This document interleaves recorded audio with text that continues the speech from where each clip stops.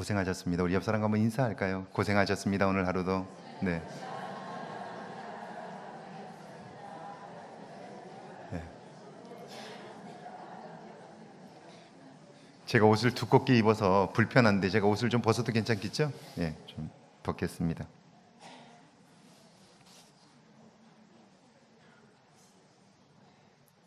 자, 여러분, 그 신앙생활을 하면서 여러분이 신앙생활의 목적으로 세우는 것이 분명히 있어야 될 텐데, 그것은 아마 여러분이 하나님과 영원히 사는 삶, 이것이 우리 신앙의 궁극적 목적일 거예요. 그렇다면 그 영원한 삶은 죽음으로써 시작이 되는 것이고, 물론 이 땅에서 우리가 맛볼 수 있는 거예요. 그래서 제가 좋아하는 그 노래 중에, 여러분도 좋아하는 노래일 텐데, You raise me up, 하나님이 나를 일으켜 주신다, 힘 주신다라고 우리가 고백하고 그 노래를 듣는데, 그 노랫말 2절에 보면 그분이 내게 오시면 내가 비로소 그 충만함을 느끼게 되고, 충만함을 느끼게 될 때 그때 비로소 나는 영혼을 잠깐 맛볼 수 있게 됩니다. 그런 가사가 나와요. 그러니까 우리가 이 땅에서 살면서 하나님의 나라가 죽음 이후에 있다는 걸 어떻게 알 수 있을까? 그것은 그 나라를 이 땅에서 잠시 맛볼 수 있기 때문이죠. 그래서 우리는 그걸 확신할 수 있게 되는 거예요. 자, 그것과 더불어 이 땅에서 우리가 추구해야 할 신앙의 아름다운 덕목, 신앙의 목표, 그게 뭘까 하는 거예요. 아마 그것은 성경 전체로 놓고 보면 하나님의 나라를 이루는 걸 거예요. 하나님의 나라란 두 가지 의미이지요. 하나는 공간적 개념으로서의 하나님의 나라를 이야기할 것이고, 또 하나는 하나님의 통치, 보이지 않는 것으로서의 하나님의 다스림, 이게 하나님의 나라의 의미예요. 그러면 하나님의 나라가 임할 때에 우리 안에 나타나는 현상이 어떤 걸까 하는 거예요. 이게 결국 이 땅에서 우리가 신앙생활을 하면서 추구해야 할 목표인데요. 하나님의 나라가 임하면서 나타나는 단 한 가지 특징이 뭐냐면, 그것은 내 옆에 있는 사람들과 마음이 하나 되는 거예요. 소통하는 거예요. 그래서 내 주변에 있는 사람들이 미워지지 않는 세상, 그게 결국 이 땅에서 우리가 잠시 맛보는 천국의 맛인 것이죠. 그리고 그 맛이 우리로 하여금 영원한 삶으로 끝까지 포기하지 않고 가게 만드는 거예요. 자, 하나님의 나라란 내가 누구와도 잘 마음을 맞출 수 있게 되고, 그리고 그와 함께 하나 될 수 있는 것, 이게 하나님의 나라가 임할 때 나타나는 현상이에요. 예수님께서는 그래서 이렇게 말씀하세요. 내 이름으로 두세 사람이 모인 곳에 나도 그들 중에 있다 라고 말씀한 거죠. 있으면 우리는 함께 마음을 나누는 사람들이 있기 때문에 그와 더불어 함께 세상을 살아가므로 결국 힘들고 어려울 때 서로에게 위로가 되고 힘이 되고, 당신이 있어서 나는 살아야 할 이유가 있다라고 말할 수 있게 되는 거예요. 함석헌 선생님은 그래서 이런 글을 남겼지요. 먼 길 떠날 때에 처자를 맡기고 갈 그런 친구를 그대는 가졌는가? 마지막 배가 파산되어서 침몰에 들어갈 때 구명대 하나밖에 없는데 자네는 살아야 돼 라고 생각하며 말하며 구명대를 넘겨줄 만한 그런 친구를 그대는 가졌는가 묻는 거예요.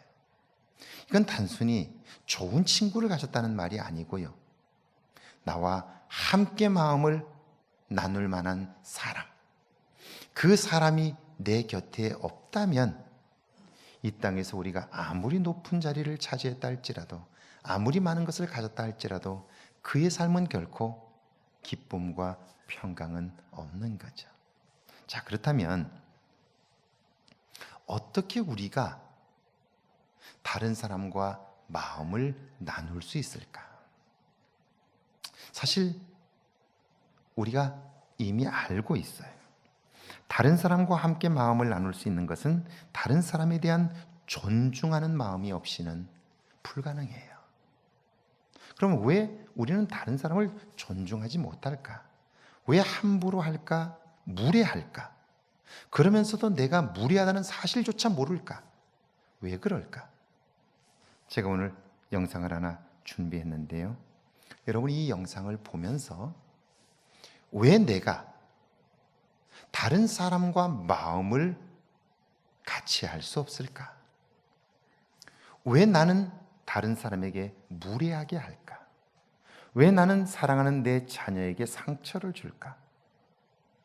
왜 나는 누군가를 그렇게 심하게 비난할까? 이것이 나로 하여금 은혜는 받았으나 하나님의 구원을 누리지 못하게 하는 것인데, 오늘 이 영상을 통해서 여러분이 내가 왜 다른 사람을 존중하지 못하여 다른 사람과 마음을 같이 하지 못하는가에 대한 해답이 되면 좋겠습니다. 조금 말이 빠를 텐데 좀 한번 내용을 한번 들으면서 한번 정리해 보시고 여러분을 한번 비교해 볼 수 있기를 바랍니다.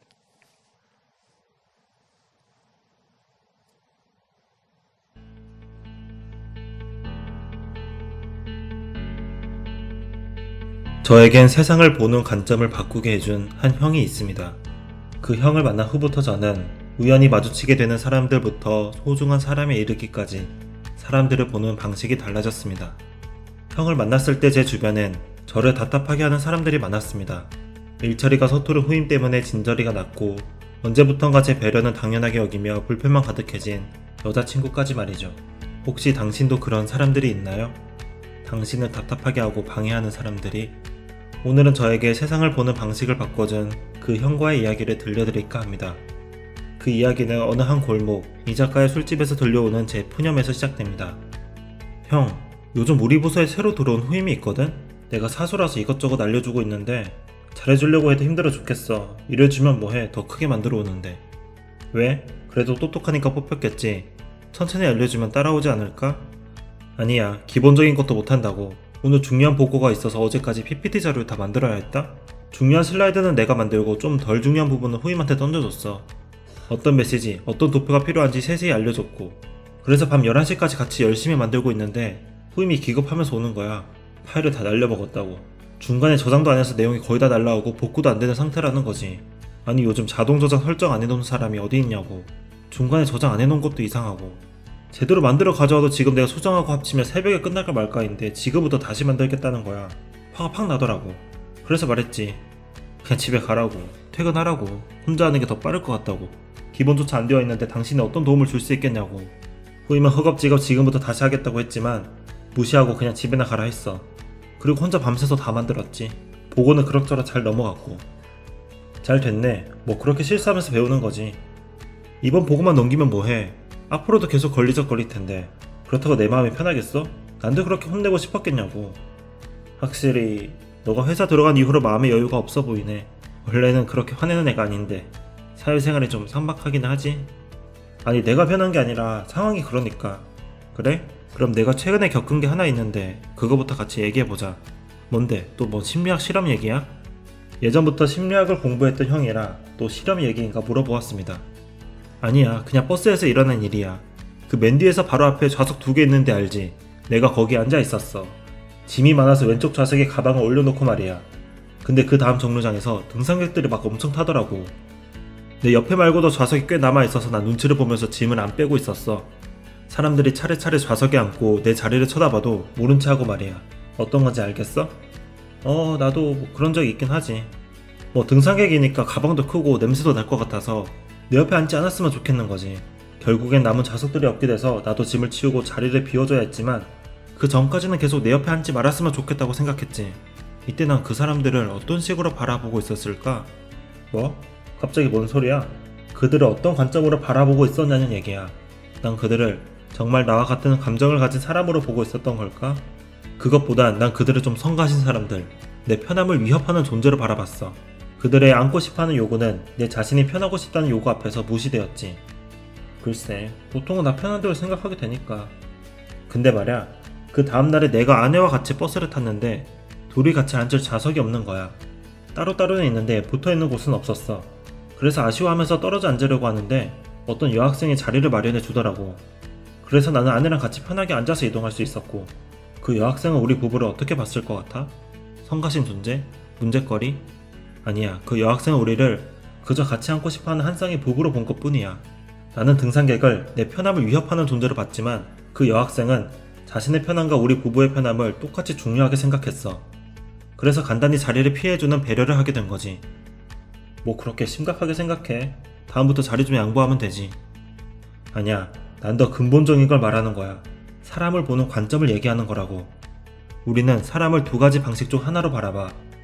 하나는 다른 사람들을 사람 그 자체의 모습으로, 즉 나와 같은 정당한 욕구와 바람을 가진 존재로 보는 것이고, 다른 하나는 그들을 왜곡된 시각으로 보는 거야.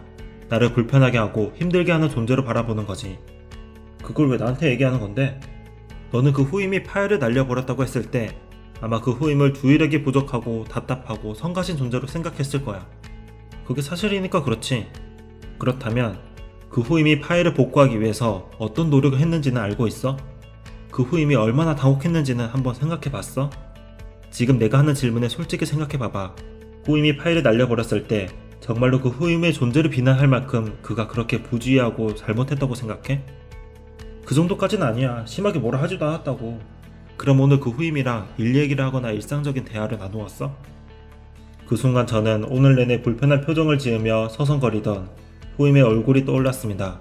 저는 그런 후임의 모습을 보고도 좀 더 그런 채로 있어야 한다고 생각했었죠. 아니, 그럼 형은 내가 그 후임을 혼내면 안 됐었다고 말하는 거야? 그건 여기서 중요하지 않아. 난 너가 지금 이걸 고려해줬으면 좋겠어. 후임이 한 행동이 옳았든 옳지 않았든 후임에 대한 너의 사고방식이 좌석을 2개 차지하며 다른 사람들을 보는 나와 같을까? 아니면 나에게 자리를 양보해준 여학생과 같을까? 너는 그 후임을 너와 비슷한 소망을 가진 사람, 그러니까 일도 잘하고 싶고 인정받고 싶은 한 사람으로 바라보았어? 아니면 어떤 대상, 그러니까 위협의 대상, 성가신 존재, 문제거리로 바라보았어? 솔직히 성가신 대상으로 본 것 같아. 보고서 작성에 방해되는 존재를 바라본 것 같긴 해. 됐어? 널 비난하고자 하는 게 아니야. 나도 혼난 적이 있어. 교수님한테 호되게 혼났지. 논문이 부족하다고 완전히 다시 써오라고 말이야. 그런데 난 말이야, 그때 감정이 상하진 않았어. 오히려 더 논문을 완벽하게 쓰고 싶다는 욕망을 느꼈지. 그건 교수님에게서 존중을 느낄 수 있었기 때문이야. 교수님은 어느 다른 교수와 같이 비난을 위한 비난을 하는 것도 아니고 실력 자랑을 하는 것도 아니었어. 정말로 내가 더 좋은 논문을 쓸 수 있을 거라고 생각해서 내 잠재력을 믿고서 그런 혼을 냈었지. 난 그것을 느낄 수 있었어. 자, 비교를 해보자. 교수님과 너는 똑같이 밑에 있는 사람을 혼냈어. 하지만 한쪽은 존중을 느끼며 더 열심히 하는 반면 너의 후임은 자신감을 잃거나 너에게 반감을 샀을 가능성이 높아. 그게 너가 원하는 결과일까?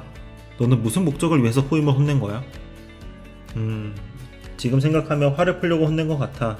그러니까 형 말은 어떤 행동을 하는 것보다 어떤 마음가짐으로 대하는지가 중요하다는 거야? 존중을 해야 한다고?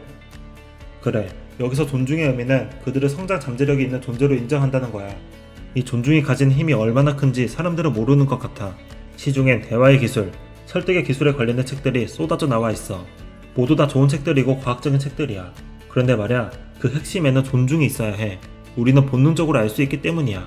상대방이 정말로 나를 존중해서 하는 말인지 자기만의 이익을 위해서 하는 말인지 한순간은 속일 수 있어도 시간이 지나면 우리는 알아. 단순히 내 말을 듣는 척하며 고개를 끄덕이고 내 가족사에 대해 시시콜콜 물어본다고 해도 정말 나한테 관심이 있다는 건 아니라는 걸 알 수 있어. 그렇지 않아? 그렇긴 하지. 본능적으로 위선을 느끼는 것 같아. 우리는 그 위선에 큰 본도를 느껴. 그래서 존중 없는 꾸짖음도 문제지만 존중 없는 칭찬, 조언, 충고는 더 문제야. 위선은 어떤 효과적인 기술로도 감출 수가 없어. 우리가 진정 반응하는 것은 그 사람이 나에게 대하는 마음가짐에 따라 달라져. 사람을 대하는 자기개발 기술이 중요하지 않다는 게 아니야. 진정성과 존중이 먼저고 기술이 그 다음이라는 얘기야. 너 혹시 자기기만이라는 용어를 알아? 아니, 그게 뭔데? 자기에게 문제가 있지만 스스로는 모른 채 더 깊은 문제로 빠져드는 것을 말하는 심리학 용어야. 난 이거 쉽게 상자 안으로 들어간다고 말해. 상자 안에서 우리는 자신과 타인을 왜곡된 방식으로 봐. 타인은 대상에 불과해지지. 상자 밖에서 우리는 자신과 타인을 있는 그대로 봐. 사람으로 보는 거지. 단적으로 얘기해줄게. 너는 해야 될 적절한 행동을 잘못된 방식으로 했어. 상자 밖에서 행동해야 했어. 잘못을 꾸짖더라도 존중하면서 했어야 했던 거야. 그 사람을 필요 이상으로 게으르고 부주의한 사람으로 치부하는 것이 아니라 그저 한 번 실수한 사람, 더 잘할 수 있는 사람, 더 잠재력을 발휘할 수 있는 사람으로 봐야 했던 거야. 약해지라는 게 아니야. 강하면서도 상자 밖에 있을 수 있어. 상대의 동기를 유발시킬 수 있는 강하고 엄격한 행동을 하느냐, 아니면 저항과 저기를 불러오는 강한 행동을 하느냐 하는 것은 전적으로 우리의 선택 의지에 달려 있어. 너가 원하는 건 걔가 널 미워하는 게 아니라 더 일을 잘하는 거잖아? 그러기 위해선 더 존중해야 하는 거야. 형의 일장연설은 거기까지였습니다. 우리는 각자 생각에 잠기며 안주를 먹고 술을 한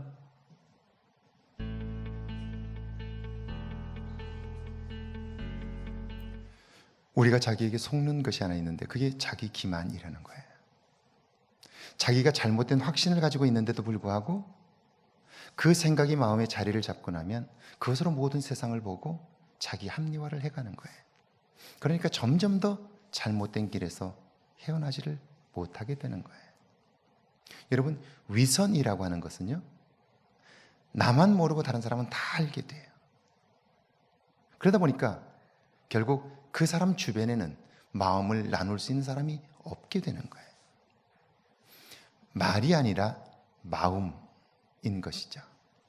지난 주간 제가 우리 집사님 한 분을 만났습니다. 이런저런 이야기를 하다가 제가 그분에게 이렇게 얘기를 했어요. 내가 집사님 진심으로 좋아하는 거 알지요?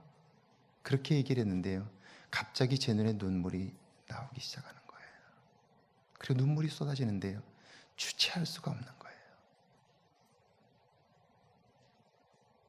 진심으로 좋아하기 때문에 좋아한다는 말을 했는데 갑자기 제 눈에 눈물이 나와서 멈출 수가 없는 거예요.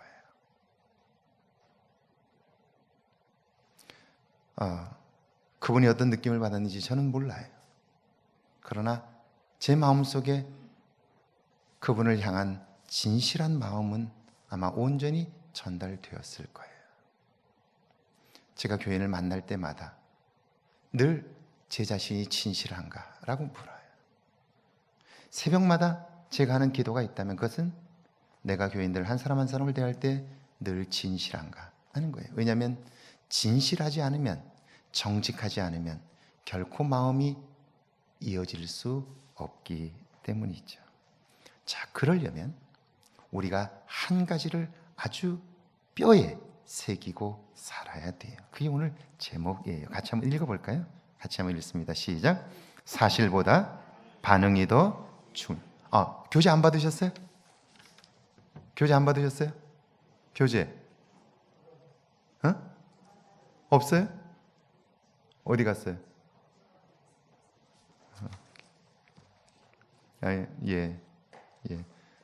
제가 빨리 해가지고 오셔요. 해가지고 오셔요. 거기 메일로 보냈잖아. 주일날 메일에 보냈어. 주일날 가보세요. 열어보세요. 다 내가 확인해봤어요. 제가 읽어드릴게요. 아랍에미리트 연합국 영자신문인 에미리트 247은 결혼 다음 날 신부를 상대로 소송을 제기한 한 남성의 이야기를 보도했습니다. 기사에 따르면 알제리의 한 남성은 최근 결혼식이 끝난 다음 날 아침 아내의 얼굴을 본 뒤 곧장 소송의 뜻을 밝혔습니다. 이유는 신부 화장을 지운 아내의 얼굴이 자신이 봤던 모습과 너무나 달랐기 때문입니다. 그는 이 일로 심각한 심리적 충격을 받았다고 주장했습니다. 그는 곧장 아내를 끌고 법원으로 향했고 짙은 화장으로 남편을 속이려 했으며 이로 인해 마음에 큰 상처를 받았다고 주장하며 약 2,400만 원의 위자료까지 청구했습니다. 결혼하고 그 다음 날입니다. 2,400만 원을 청구했습니다. 이 남성은 법원에서 말합니다. 결혼 전에 만날 때에도 언제나 완벽한 메이크업을 해 진짜 얼굴을 알지 못했습니다. 그녀는 나를 속이고 기만했습니다. 결혼식 날까지도 그녀가 매우 아름답고 매력적인 외모를 가졌다고 여겼지만 결혼식 다음 날 아침 세수한 얼굴을 보고 놀라지 않을 수 없었습니다. 결혼하고 그 다음 날 세수를 한 민 얼굴을 보고 나서 충격을 받아 그를 끌고 법원으로 가서 소송을 했다. 그런 기사입니다. 여러분, 이분이 그렇게 해서 이혼을 했다고 하십시다. 이후에 이 남자의 삶에 치명적인 문제가 생길 거예요. 그게 뭘까요? 이 일을 계기로 그는 평생 아마 이 상자 속에서 나오기 어려울 거예요. 그게 뭘까요? 사람을 믿을 수 없다는 거예요. 이미 경험을 통해서 나와 결혼한 사람도 내가 믿을 수 없다라고 생각하고 그걸 확신하고 나면 이제 이 세상에 믿을 사람이 없다고 여기게 되면요, 나머지는 전부 어떨까요? 없어요? 들어가셔요. 예, 알겠습니다. 괜찮습니다. 예. 자, 이 남자는 그 다음부터 사람을 믿을 수가 없게 돼요. 사람을 믿을 수 없게 되면 그때부터 이 사람은요, 혼자 남을 수밖에 없습니다. 누구와 마음을 같이 할 수가 없게 돼요. 결국 고립된 삶을 살 수밖에 없고요. 그리고 점점 더 그는 상자 속으로 들어가 버려요. 자기가 생각하는 게 전부 다 옳다고만 생각하게 되고요. 그러면 누구와도 마음을 나눌 수 없게 돼요. 그 인생 어떨까요? 가장 불행한 사람이 되죠. 그 사람은 교회를 아무리 열심히 다녀도 하나님을 믿을 수가 없습니다. 왜? 자기 자신을 믿기 때문에 그런 것이죠. 자, 1번인데요. 관계에 문제가 생길 때 사실에 집중하는 사람이 있습니다.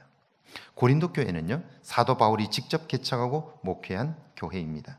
성도 한 사람 한 사람에게 쏟았던 사랑과 돌봄은 눈물이 날 정도였습니다. 그런데 사도 바울이 떠난 후 부패한 사람들이 들어와 그를 모함하고 배척합니다.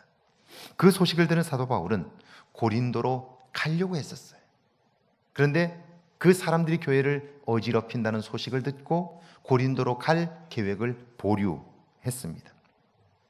혹시 감정적으로 부딪히면 상처가 커질 수 있기 때문입니다. 그런데 이번에는 그들이 사도 바울을 향해서 약속도 안 지키는 사람이라고 또 한 번 비난을 합니다. 사실이 아닙니다. 그런데도 그들은 말해요. 사도 바울이 지가 잘못했으니까 올 체면이 안 서니까 못 온다고 그렇게 말하는 거예요. 약속도 안 지키는 사람이 어떻게 목사일 수 있느냐고 비난을 하는 거예요. 그러므로 이런 때에 사람들은 그의 잘못을 꾸짖고 배신감과 상처로 인하여 감정적으로 반응할 수 있어요. 왜? 그게 사실이 아니니까요. 니들이 잘못했다고 이야기를 할 수 있게 되죠. 사실이 그렇지 않다고 이야기를 하게 돼요. 그런데요, 그렇게 주장하면서 나도 모르는 사이에 내가 내 감정에 빠져버리면 객관성을 잃어버리죠. 그리고 내 감정을 따라 행동하게 되지요. 결국 사실에 집중하는 사람인데 이렇게 되면 결국 사람을 잃어버리게 돼요. 마음을 같이 할 수가 없게 돼요. 결국 그 사람은요, 사람을 신뢰할 수 없게 되고요, 남은 생에는요, 미움의 포로가 되어 살 수밖에 없습니다. 우리 주변에 정말 행복할 조건이 없는 사람은 없어요. 그런데 정작 행복하게 사는 사람은 많지 않아요. 왜 그럴까요? 대부분의 사람이 잘못된 확신을 가지고 살아 불평과 미움의 대상을 갖고 살기 때문이에요. 그러면 자기 자신을 신뢰할 수가 없어요. 여러분, 나라고 하는 존재는 어떤 무엇이 되어서 가치가 있는 존재가 아니고 나 스스로가 가치가 있는 존재이기 때문이에요. 하나님이 말씀하십니다. 우리를 향해서 우리는 왕같은 제사장이요 거룩한 나라요 그의 소유된 백성입니다. 우리 자신이 그만큼 소중한 존재인 거예요. 그런데 우리는 살면서 잘못된 확신을 가지게 되었어요. 학교에 다니면서 공부를 조금 잘하면 그것으로 인정받기 시작하면서 뭘 잘해야 내가 괜찮은 사람인 것처럼 생각해. 그 자리에 있어야 내가 괜찮은 사람이라고 생각해. 그렇지 않아요. 나의 존재 자체가 하나님 보실 땐 귀한 거예요. 나의 존재 자체가 하나님 앞에서는 소중한 거예요. 신앙이란 그런 하나님의 시선에 내 시선을 맞추고 하나님의 말씀에 내가 동의하는 거예요. 이게 신앙이에요. 그러니까 이 신앙이 없으면 우리는요, 세상의 가치를 따라 살 수밖에 없고 잘못된 확신에 빠질 수밖에 없는 거죠. 결국 세상은 끊임없이 사실에 집중하라고 말해요. 그런데 사실에 집중하면 할수록 우리는 분노의 사람이 되고요, 잘못된 확신에 빠져 결국 미움의 포로가 될 수밖에 없어요. 사람을 다 잃어버리게 되는 거예요. 그리고는요, 불만만 남고요, 그의 인생의 끝에는 후회만 남게 되는 거예요. 그런데요, 이런 상황에서 사도 바울은 관계에 문제가 생겼는데요, 사실에 주목하지 않고 그들이 한 말이 다 틀렸어요. 그런데 니들이 틀렸다라고 말하지 않아요. 오히려 사실이 아니라 관계에 집중해요. 이게 그리스도인의 모습이에요. 여기 한번 보죠. 12절 한번 같이 한번 읽어볼까요? 12절 함께 읽습니다. 시작. 우리가 세상에서 특별히 너희에 대하여 하나님의 거룩함과 진실함으로 행하되 육체의 지혜로 하지 아니하고 하나님의 은혜로 행함은 우리 양심이 증언하는 바니 이것이 우리의 자랑이니라. 자, 은혜로. 자, 그는 그 당시에 자기를 향하여 비난하는 고린도 교회 교인들과 그리고 새로 들어와 있는 부패한 사람들, 그들을 향해서 니들이 정말 잘못되었어, 니들이 어떻게 그럴 수 있어, 이렇게 말하지 않아요. 사도 바울은 그때에 자기가 받았던 은혜, 그들과 함께했던 은혜 안에 살았던 삶을 추억해요. 그리고 그 이야기를 들려줘요. 사실이 아니라 우리가 함께했던 시간들의 소중한 관계들을 이야기해줘요. 비난이 될 수가 없죠. 감정이 될 수가 없죠. 그들과 함께했던, 하나님이 함께했던 그때를 이야기해 주는 거예요. 은혜로 살아온 삶을 그는 생각해요. 그리고 나서 13절에 이렇게 말해요. 같이 한번 읽어볼게요. 13절 함께 했습니다. 시작. 오직 너희가 읽고 아는 것 외에 우리가 다른 것을 쓰지 아니하노니 너희가 완전히 알기를 내가 바라는 것은. 보세요. 사도 바울은 그 교회를 개척했고 목회했던 분이, 그리고 그의 실력이나 그의 권위로 봐도 당당히 명령할 수 있어요. 그런데 사도 바울은 사실이 아닌 것을 가지고 비난하는 그들에게 감정으로 대하지 않아요. 여기 바란다.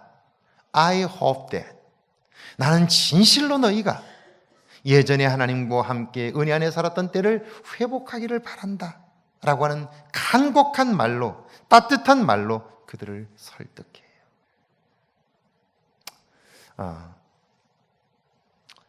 몇 주 전에 이 지역에 있는 작은 교회 목사님 한 분을 만나서 상담을 했어요. 교회가 너무 어려워서 힘겨워하는 분이었어요. 제가 그분을 만나서 같이 이야기를 나누다가 이런 이야기를 들려드렸어요. 교회를 어렵게 하는 분 속상하지요? 너무너무 속상하다고. 생각하면 밉지요? 밉다고. 그래서 제가 그렇지만 지금이야말로 목사님이 가장 은혜로운 설교를 해야 할 때입니다.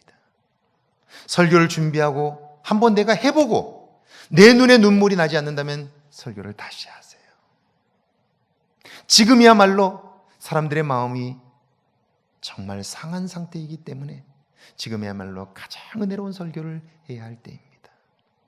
지금은 그래서 금식하려고 하지 말고, 금식한다고 기도하다 보면요, 저도 개척을 하고 나서 얼마나 많이 금식을 했는지 몰라요.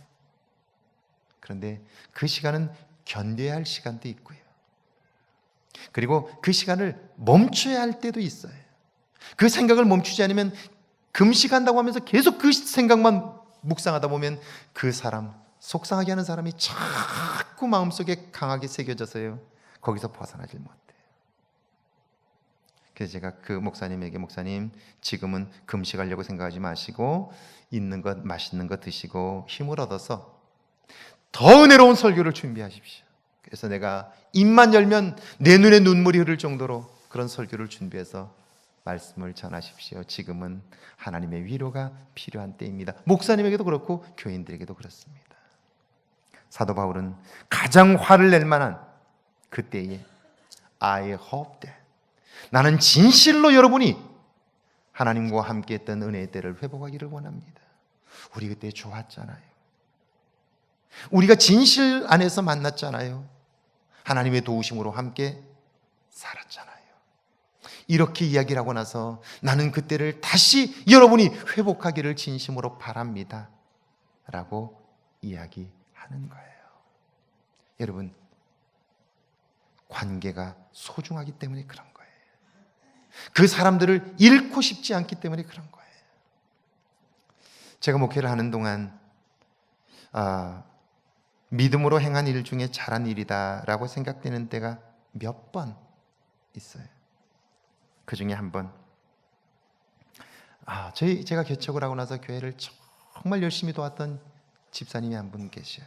이 집사님이라는 분이셔요. 정말 헌신적으로 저를 도우셨어요. 그런데 이분이 뉴욕을 다녀오시고 나서 달라졌어요. 저를 보는 눈이 달라졌고 저 뒤에서 딴 말들을 계속 하는 거예요. 처음에는 왜 그런지 몰랐어요. 그런데 여기저기 다니면서 이상한 말들을 하기 시작해요. 나중에 알고 보니까 이분은 한국에서 고신측 교회를 다녔어요.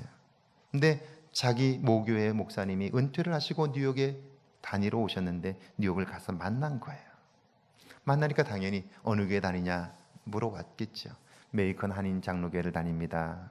그 목사님은 누구냐고, 장봉 목사님입니다. 한국에서 목회하신 분이냐고, 아예 한국에 계셨던 분이라고. 어느 교단이냐고 그랬더니 기장측 목사님이라더니 기장 2단인데 왜 거기 그 교회를 갔냐고, 이렇게 얘기를 하신 거예요. 그러면서 무슨 얘기를 했는지 모르는데 이분이 거기에 생각이 닫힌 거예요. 돌아와서는 제가 2단이라고 이야기하기 시작한 거예요. 그땐 그래도 교인이 한 30여 명 모였기 때문에 제가 개척을 했고요. 그 30여 명을 다 한 사람 한 사람을 전도를 했는데요. 엄청난 고생을 통해서 한 사람씩 얻은 사람들이에요. 잊을 수 없는 관계들. 아마 제가 이야기를 하면 여러분 믿기지 않을 정도로 그 고통 속에서 한 사람 한 사람씩 얻은 사람들이에요. 그러니까 말하지 않아도 눈만 봐도 마음을 읽어낼 수 있을 정도로, 눈물을 뚝뚝 흘릴 수 있을 정도로 깊은 관계를 맺은 분들이에요. 한 분 한 분. 그분이 그러고 다니니까요, 그 교인들은 제가 개인적으로 한 사람 한 사람 너무너무 깊은 관계를 가졌기 때문에 그 한 사람은 잘라낼 수 있어요. 불러서 야단쳐서 내쫓을 수 있어요. 그러면 그만이에요. 교회가 그 사람 때문에 흔들리지 않아요. 그런데 제가 기도하면서 이런 생각이 들었어요. 하나님께서 왜 저분을 통해서 이렇게 하실까? 혹시 내가 이제 개척을 해서 교만해질까 봐 그런 것은 아닐까? 하나님은 지금쯤 나로 하여금 이곳을 떠나라고 말씀하시는 것은 아닐까? 지금은 정말 좋은데, 너무 좋은데. 그래서 그분에게 관심하지 않고 하나님이 왜 내게 이런 때를 주셨을까를 가지고 기도하기 시작했어요. 고민하기 시작했어요. 그러다가 마침 제가 갈 곳도 없고 돈도 없지만 하나님께서 이런 때를 주셨다면, 그 사람은 내쫓으면 어디 갈 데가 없는데 나는 하나님이 보내시면 어디든지 갈 수 있으니까 내가 이 여기를 떠나야 되겠다는 생각을 가졌어요. 분명히 제가 가진 힘으로도 그를 내쫓을 수 있어요. 오지 못하도록. 그분이 잘못했어요. 그런데 그분을 내보내면 어디 갈 데가 없어요. 아내와 함께 이렇게 얘기했어요. 여보, 우리가 교회를 떠납시다. 교회를 떠나면 하나님께서 우리의 갈 길을 열어주실 것입니다. 그리고 그 주간 수요 예배를 마치고 교인들을 전부 소집을 했습니다. 그분에 대한 얘기는 이런 일절하지 않고 제가 교회를 사임해야 될 때가 온 것 같습니다.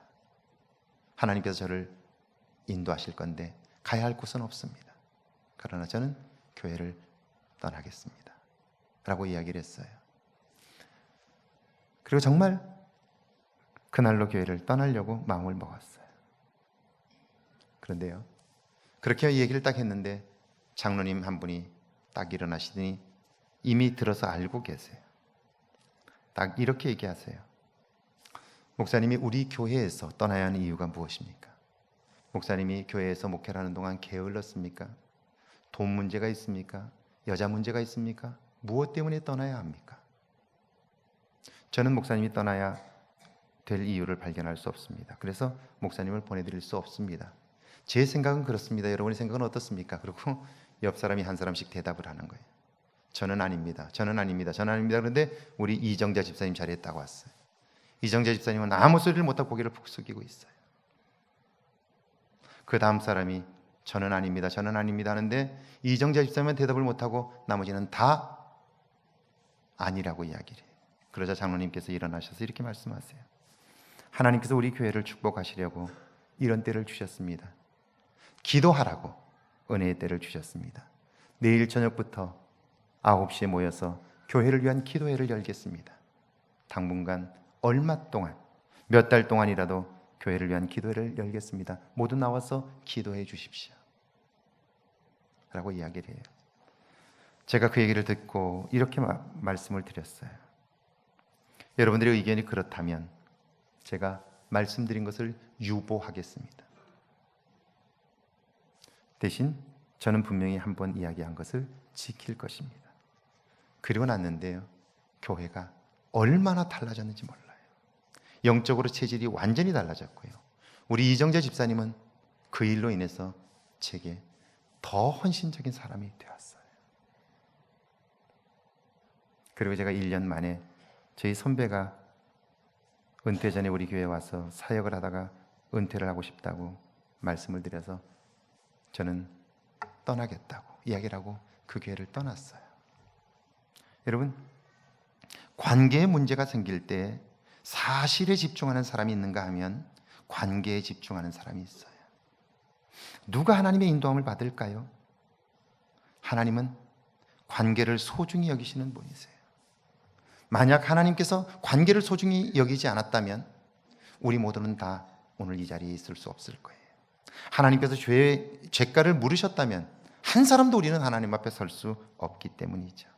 사도 바울은 이걸 아는 거예요. 그래서 바란다는 말로 설득을 하는 거죠. 14절 한번 볼까요? 14절 함께 읽습니다. 시작. 너희가 우리를 부분적으로 알았으나 우리 주 예수의 날에는 너희가 우리의 자랑이 되고 우리가 너희의 자랑이 되는 그것이다. 무슨 말이냐면 이렇게 말해요.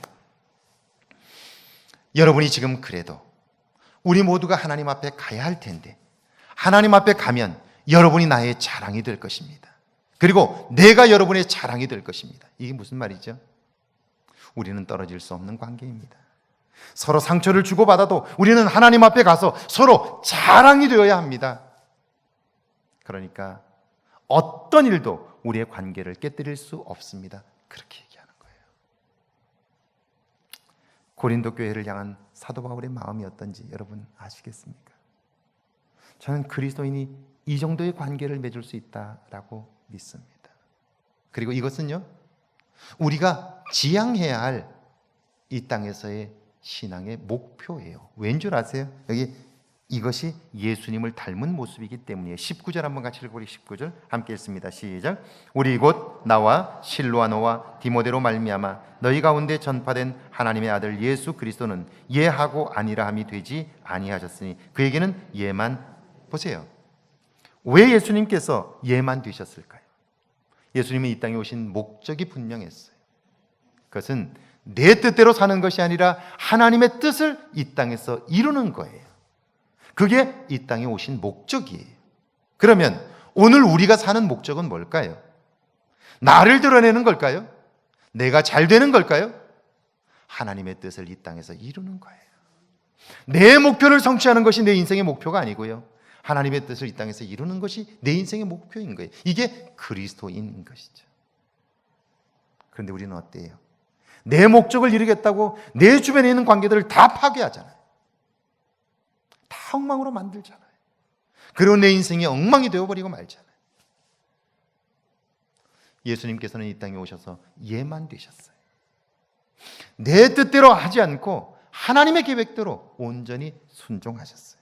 그래서 마태복음 26장에 보면 예수님을 잡으러 왔을 때에 베드로는 품에 품었던 칼을 뽑아 말고라는 대상의 종의 귀를 쳐버렸어요. 예수님께서 그 떨어진 귀를 그에게 붙여주면서 칼을 가지는 자는 다 칼로 망하느니라 말씀하시고, 내가 지금 12영도 더 되는 천사를 동원해서 저들을 진멸할 수 없는 줄 아느냐? 그렇다면 이런 일이 있으리라 한 성경이 어떻게 이루어지겠느냐? 그렇게 말씀하세요.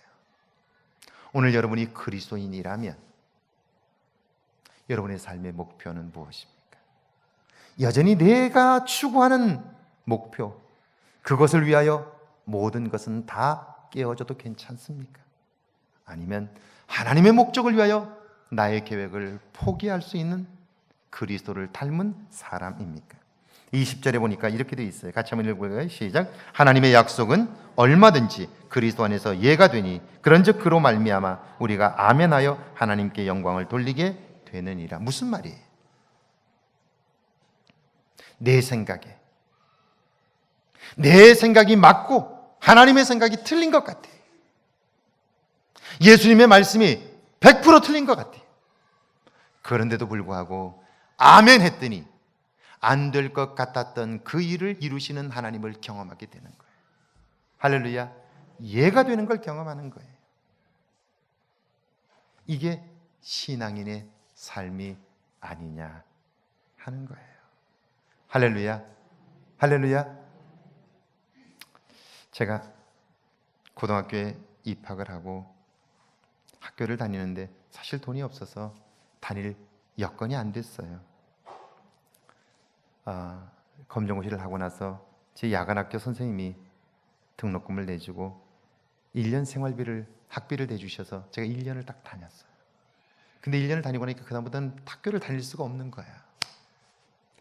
그래서 매번 학교 갔다가 쫓겨서 돌아오고 그랬어요. 그때 제 마음속에 가장 많이 들었던 생각이 뭐냐면 이제 여기서 그만두자는 거였어요. 왜냐면 학교만 가면 맨날 쫓겨오니까 이제 그만 가자.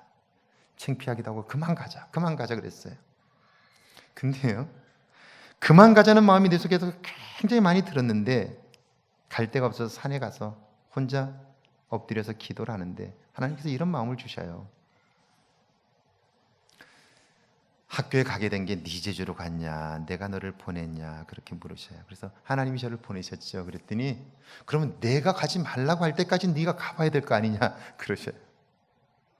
그래서 사실은 제 마음속으로는 안 가고 싶은 마음이 너무너무 많은 거예요. 왜? 창피하니까.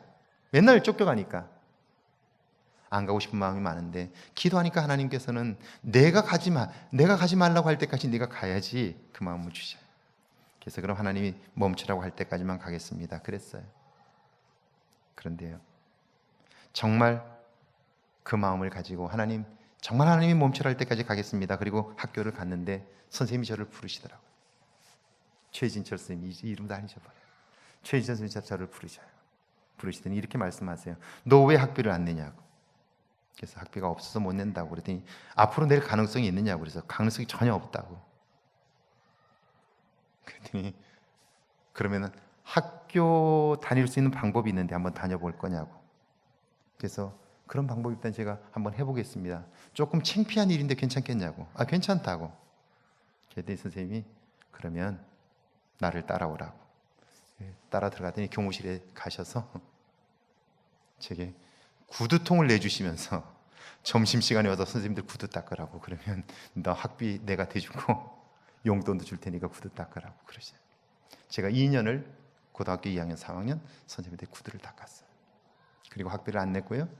그 선생님들이 모아주신 그 용돈으로 학교를 마칠 수 있었어요. 겁나게 창피했죠. 겁나게 창피했어요. 근데 창피해도 그게 나중에는요 하나님의 은혜가 되는 거예요. 그게 아니었으면 제가 오늘 이만큼 됐겠어요. 아멘을 별로 안 하시는군요. 예수님께서, 하나님이신 예수님께서 이 땅에 오셔서 사람들에게 채찍을 맞고 사람들에게 못에 찔리고 십자가에 달리고, 여러분 이게 얼마나 창피한 일입니까? 하나님이 이거 하실 수 있는 일입니까? 헤롯에게 피해서 애굽으로 도망가고 이거 하나님이 하실 일입니까? 이게. 그런데 하나도 창피해하지 않으셨어요. 왜냐하면 그게 하나님의 계획이었기 때문에. 여러분, 살아가는 동안 하나님의 계획을 위하여 나는 창피해도 괜찮다, 이런 삶이 여러분에게 있습니까? 사실보다 반응이 더 중요합니다. 우리가 신앙생활을 하는 것은, 경건생활을 하는 것은 이 내적인 힘을 키우기 위함이죠. 이 내적인 힘, 여전히 남아있는 자존심, 이거 아니고 하나님의 영광을 위하여 사는 그 일에 우리가 온전히 헌신하게 될 때 하나님은 우리를 통해서 하나님의 살아계심을 증거해 주시는 거죠. 사실이 아니라 반응이 더 중요해요. 이걸 다른 말로 말하면 내가 말하는 것과 행동하는 것과 사는 것이 사람을 얻는 일이냐 사람을 잃는 일이냐, 이걸 판단하는 거예요. 사람을 잃는 일이라면 내가 아무리 오라도 입을 닫는 거예요. 멈추는 거예요. 사람을 얻는 일이라면 내가 아무리 창피해도 그 일을 하는 거예요. 이게 주님이 우리에게 보여주신 모습이죠. 여러분에게 이런 은혜가 있기를 주의 이름으로 축원합니다. 기도하시죠.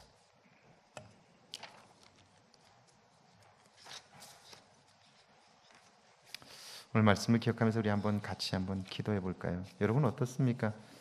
여러분은 여러분의 감정에 따라 반응하며 사십니까? 아니면 관계를 소중히 여기며 살고 있습니까?